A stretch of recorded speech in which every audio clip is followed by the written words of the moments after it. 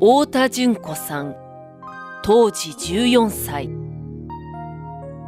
爆心地から約 1.6km 離れた楠木町にある動員先の工場で被爆しました。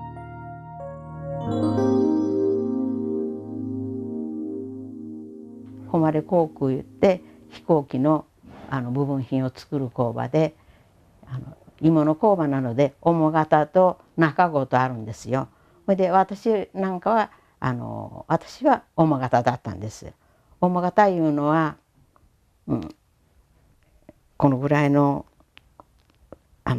厚さのものを2つ重ねるんですがね、中へ木型を入れてね、それで砂を入れてトントントントン叩くんですよ。それでもうバッと持ち上げても砂がバタッと落ちないようにしっかり叩くんですよ。それでその木型を抜いて今度は中子で作ったものを中に入れて穴の開いたところから言うんですがね、通しで下ろしては何回も使うわけですよ。だからもうその通しで下ろしてその通しを窓のところへと持ってった時にピカッとなったんです。だからもう8時から仕事してたと思うんですよね。8時15分だからね。だから家は7時半ぐらいに出てると思いますよ。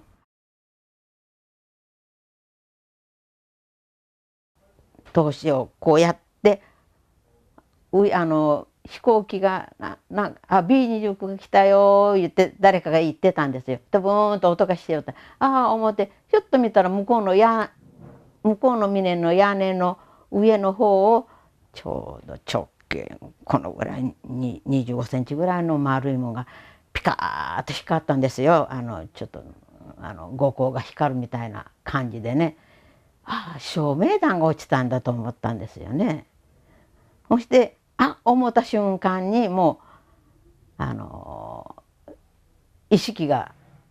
23歩走ったと思うんだけど下敷きになって人が「お母ちゃんお母ちゃん」とかわわ泣いてるので気がついて、ほいでそーっと出てみたら真っ暗なんですよ。ほいでこれはまた何かが起こるわ思ってまた中に入って。みんなしっかりして今出たらダメよとか私が一生懸命喋ったみたいなんですよね。そしたらあっちからもこっちからも私を呼ぶんですよ。松永様助けて言ってね。ほいでしばらくして明るくなったから逃げよう思ったら上級生の竹本さんが松永さん助けて言うからふっと見たら顔だけこっから上だけ見えるんですよ。ほいで一級への人がしゃがんで助けてあげられたから一緒に助けてあげたらいいな思って行って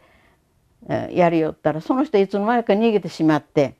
ほいでふっと見たらもう鋳物工場ですからね、その湯を模してる炉があるんですよ。そしてしかもその針工場が急に軍需工場になったですからね、私の建物はバラックだったんですよ。バラックだったからよかったんですよね、あんまりね。その代わりすぐ燃えるですよね、大きなもうほんま金物を溶かす炉だから。ほいでひょっと見たらもうわーっともう本当にすごい燃えてるんですよ。ほいで竹本さんは私の方向いてるから見えんわね、背中だから。ほいでこの人助けられんかったら私は一緒に死のう思ったですよ。置いてはよう逃げん思ってね。そしたらよく見たら今で言うたらジーパンの生地ですよね。鋳物工場だからそのこう紐がついてこうなった前掛けですよね。ほいでこうこの前掛けが向こうで下敷きになって首が出んわけよ。首が抜けんわけなんですよ、竹本さんね。これで手がこうなってるからどうすることもできん。それが分かったんですよ。それでちょっと竹本さん痛いかも分からんけど我慢してね言うて頭を押さえて片手で紐をクッとやったらつるっと抜けちゃったんですよ。それでもう、私も逃げてバラバラで逃げたんですよ。髪はねみんな逆立ってね誇りでね、本当にね友達が土手まで行ったら友達がいっぱい逃げとるんですよ。もうね、これが鬼ババの顔じゃ思ったね。髪が逆立ってその髪が白く埃で白くなってるんですよ。そして血があちこち出てるじゃないですか。それ持って泣いたりしてるからね、本当に怖かった。目を背けたですね。そして土手に上がって、そしたら友達と2人になったわけですよ。ほいでうち白紙目だからうちへ逃げよう言うて私が誘ったわけですよ。ほいでどんどん三笹橋渡ろう思ったら上級生が向こうから聞こえても「安田の方はダメよ焼けとるよ」言って言われたから、ほいでまた引っ返して、ほいじゃ私は家帰るつもりでしたからね白紙前。ほいだから三笹の鉄橋渡ろう言って渡りかけたら3メートルぐらい行ったですかね。暑いのでポロポロポロポロ今考えたら油が落ちたところが燃えてるんですよね、結局汽車からね落ちた。ほいでまた引っ返して、ほいで川泳いで渡ろうか言うたら坂の人なのに海のそばなのにようよがん言うんですよ。ほいで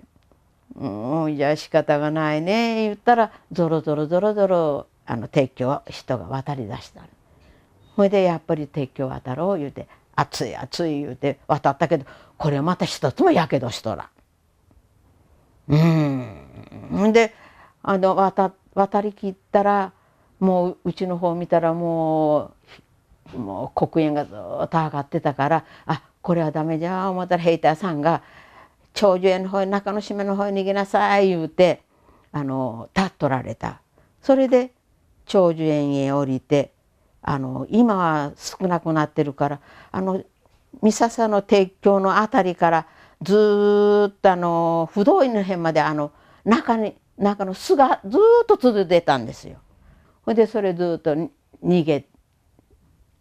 川へドボンと入って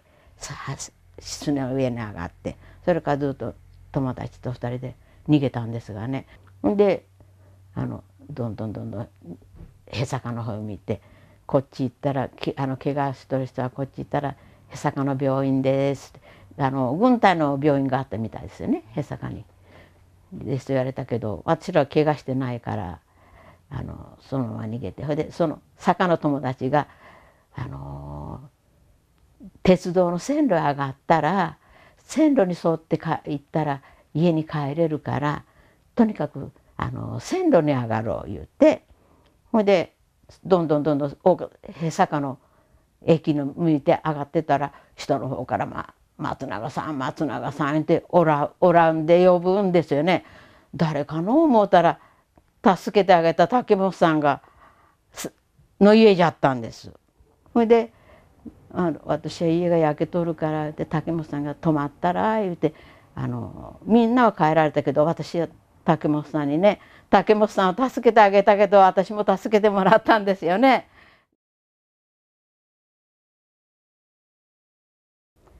世界中の者が